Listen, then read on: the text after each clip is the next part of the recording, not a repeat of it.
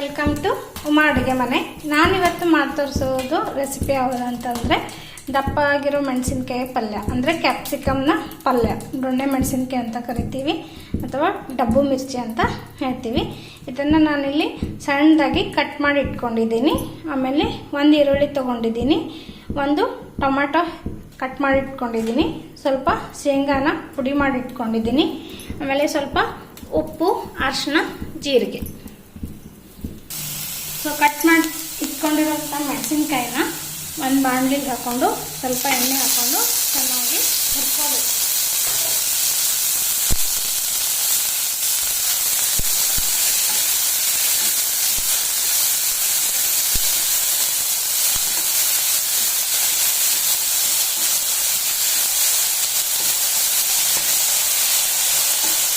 ಒಂದು 2 ರಿಂದ 3 ನಿಮಿಷ ಚೆನ್ನಾಗಿ ಹುರ್ಕೋಬೇಕು.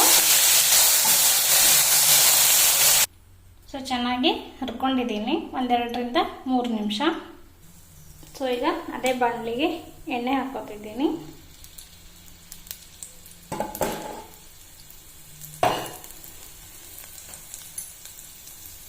ಸಾಸಿವೆ, ಜೀರಿಗೆ,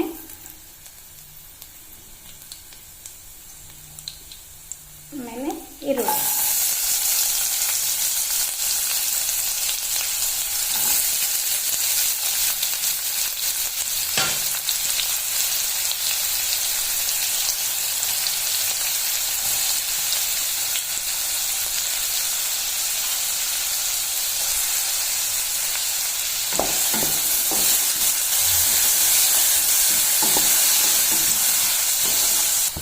ಸೊ ಈಗ ಈರುಳ್ಳಿ ಕೆಂಪಾಗಿದೆ, ಇದಕ್ಕೆ ಟೊಮೆಟೊ ಹಾಕೋತಿದ್ದೀನಿ.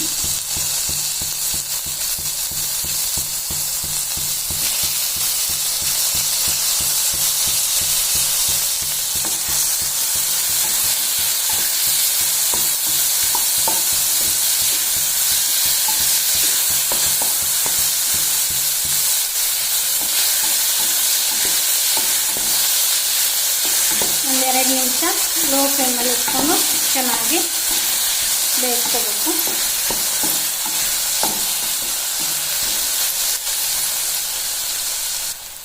ಸೊ ಈಗ ಇದಕ್ಕೆ ನಾನು ಸ್ವಲ್ಪ ಉಪ್ಪು ಹಾಕ್ಕೊತಿದ್ದೀನಿ, ಆಮೇಲೆ ಸ್ವಲ್ಪ ಅರಿಶಿನ, ಆಮೇಲೆ 1 ಟೇಬಲ್ ಸ್ಪೂನಷ್ಟು ಅಚ್ಚ ಖಾರದ ಪುಡಿ,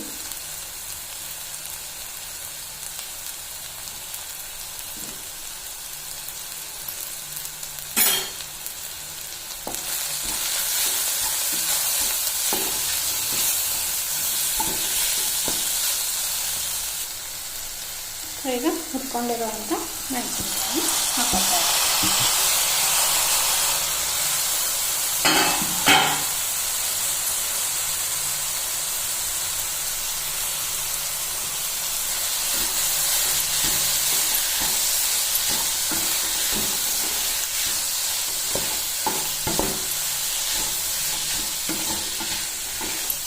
ಈಗ ಇದಕ್ಕೆ ಜಾಸ್ತಿ ನೀರು ಹಾಕೋದಿಲ್ಲ, ಆಲ್ರೆಡಿ ನಾವು ಮೆಣಸಿನ್ಕಾಯಿನ ಚೆನ್ನಾಗಿ ಹುರ್ಕೊಂಡಿದ್ದೀವಿ.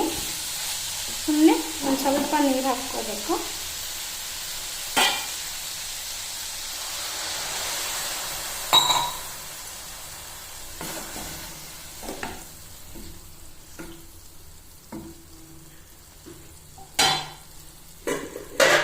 ಈಗ 1-2 ನಿಮಿಷ ಮುಚ್ಚಳ ಇಟ್ಬಿಡ್ಬೇಕು, ಮೀಡಿಯಮ್ ಫ್ಲೇಮಲ್ಲಿ ಇಟ್ಬೇಕು.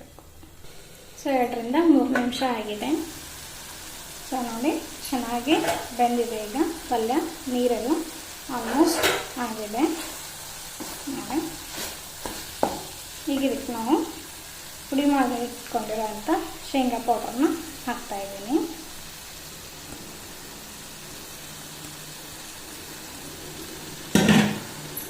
ಆಮೇಲೆ ಸ್ವಲ್ಪ ಕೊತ್ತಂಬರಿ ಸೊಪ್ಪು,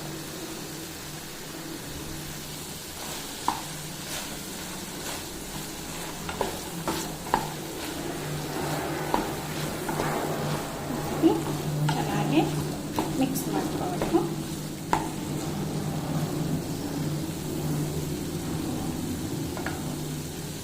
ಸೊ ನೋಡಿ ಪಲ್ಯ ರೆಡಿ. ಇದು ಇದು ರೊಟ್ಟಿ ಮತ್ತು ಚಪಾತಿ ಜೊತೆಗೆ ತುಂಬ ಟೇಸ್ಟ್ ಆಗಿರುತ್ತೆ. ಶೇಂಗಾ ಹಿಂಡಿ ಹಾಕಿರೋದ್ರಿಂದ ಪಲ್ಯ ಟೇಸ್ಟ್ ಕೂಡ ತುಂಬ ಚೆನ್ನಾಗಿ ಬರುತ್ತೆ. ನೀವು ಕೂಡ ಒಂದ್ಸತಿ ಟ್ರೈ ಮಾಡಿ ನೋಡಿ, ಹೇಳಿ ಹೇಗಿದೆ ಅಂತ.